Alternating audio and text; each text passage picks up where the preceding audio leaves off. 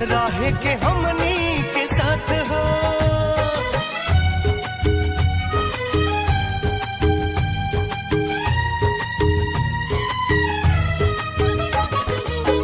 बहिया में आवो कर जवा से सट जा, सुन ल तू दिलवा के बात हो।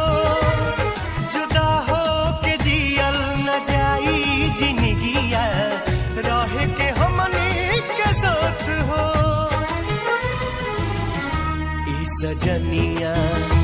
ए सजनिया